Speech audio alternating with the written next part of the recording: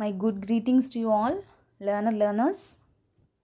Today in this video, we are discussing a prayer for my daughter written by W.B. Yeats.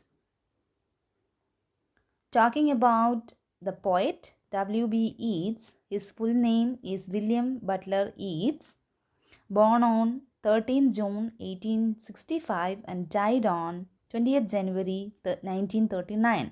He was an Irish poet. Not only poet, he was a dramatist, a prose writer, and one of the foremost figures of 20th century literature. He was a Protestant and a member of Anglo-Irish community. He spent his childhood days in County Sligo and studied poetry from an early age, and when he became fascinated by Irish legends and occult. He was a driving force behind the Irish literary revival along with Lady Gregory, Edward Marlin and others.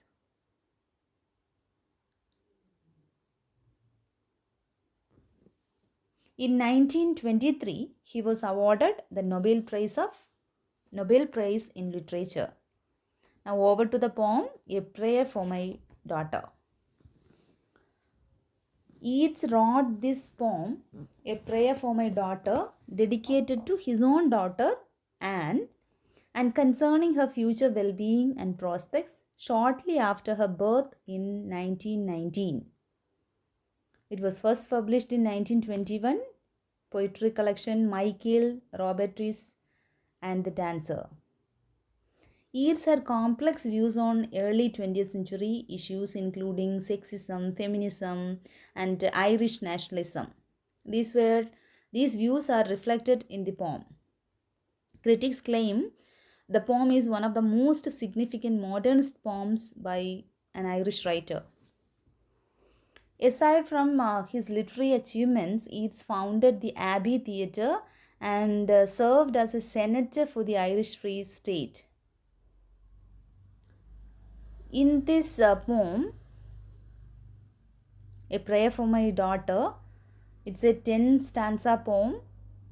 Yeats really questions how best to raise his daughter in politically turbulent times.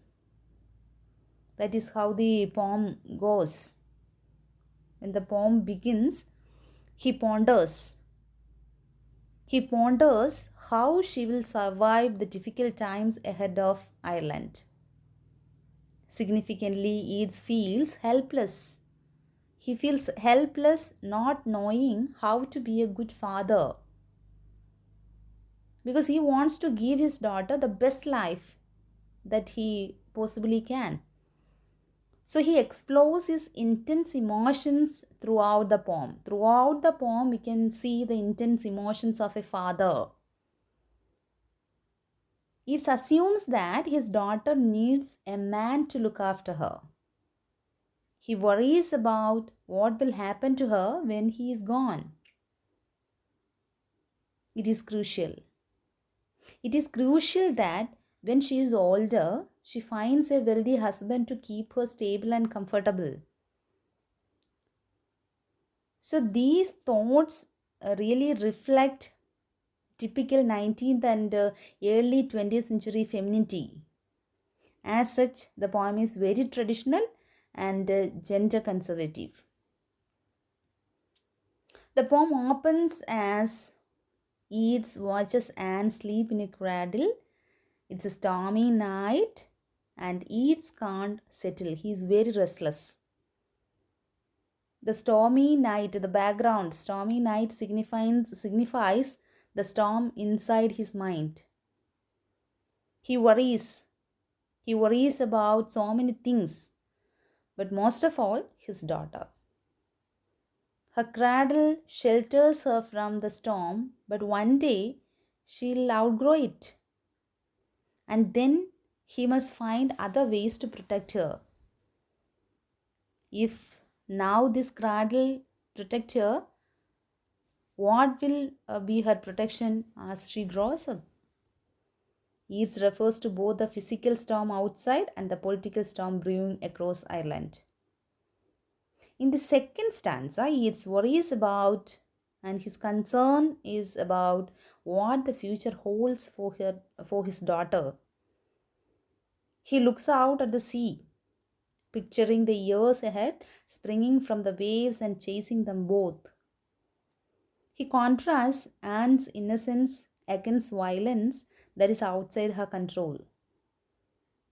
She is the sea, and the brutal storm outside symbolizes the force working against her. No matter what Yeats does, the storm will always chase after his daughter. In the third stanza, Yeats' prayer is to an unnamed force. Here he wants a pretty daughter, but not so beautiful that she relies on her beauty for everything. He doesn't want a proud or vain daughter who doesn't have any friends and spends all the time staring in the mirror and enjoying her beauty. He doesn't want her to distract men either. She only needs enough beauty to secure a husband. Too much beauty is dangerous for a woman, he says. Yeats turns to Greek myth in the fourth stanza. He uses Helen of Troy as an example of a doomed woman. She was proud, vain, and arrogant. She destroyed a territory without apology. Above all, Helen drove men to catastrophic distractions. She found love, but it destroyed her, and she was miserable forever. Yeats once proposed to a beautiful woman who rejected him and then lived miserably with her chosen husband. I think this stanza really reflects his own embittered feelings on his lost love. Since Anne must possess more than just beauty, Yeats considers the qualities she will need in stanza 5. She must be compassionate and kind. And he says the nicest people are always modest. Moreover, modest and courteous people attract others to them. And politeness and manners are everything. So he compares the noble qualities such as modest, compassion, politeness, and kindness with that of the beauty.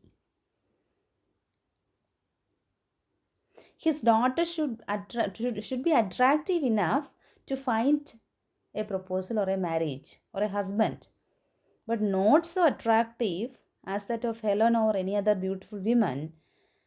That is, she got to the extent of so cruel and unkind to men who love her. And in sixth stanza, it considers what makes a woman happy and fulfilled. He believes that women must be innocent and virtuous. Innocent and virtuous, that are the rare quality that a woman should possess, he says. They make others feel better and they bring peace to the world, not the beauty. Not the beauty of the lady or a woman brings peace to the world. It continues in this theme in the seventh stanza also. Kind and strong, self-contained women are incorruptible, he says. Just as the storm inside can't tear the leaves from the sturdy trees, turmoil and war can't break a strong woman, he says. Yeats implores his daughter to shun passion and wild feelings in the eighth stanza, and she must be temperate because people who love too deeply are also prone to hate. As we know, hate destroys people and makes them do cruel things. Again, this stanza reflects how Yeats felt when his true love rejected him once. So he doesn't want his daughter to experience these feelings of hatred. And in the next stanza, he continues the theme of victory over hatred. Women should be stoic and impregnable, he says. not revealing their true feelings to anyone. The ideal woman makes everyone happy and comfortable even when she is broken inside or suffering from a financial misfortune or any other misfortunes in her life. He says, women are anchors around everything else revolves. It completes the poem, a prayer for my daughter with a final wish. He wants her to marry a good husband from a stable family with aristocratic traditions. These families prize morality and purity above all things. She should not live a decadent life. Instead, she should rise above the storm raging around her, ascending to greater things. By this, he concludes the poem, and the poem contains 10 stanzas of 8 lines each, 2 rhymed couplets followed by a quatrain of enclosed rhyme. Many of the rhyme pairs are slant rhyme.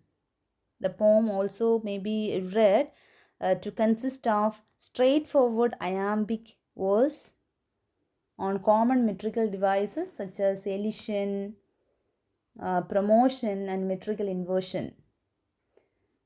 And when you see more into it, lines 1, 2, 3, 5, and 8 of each stanza are iambic pentameter, and lines 4, 6, and 7 are iambic tetrameter.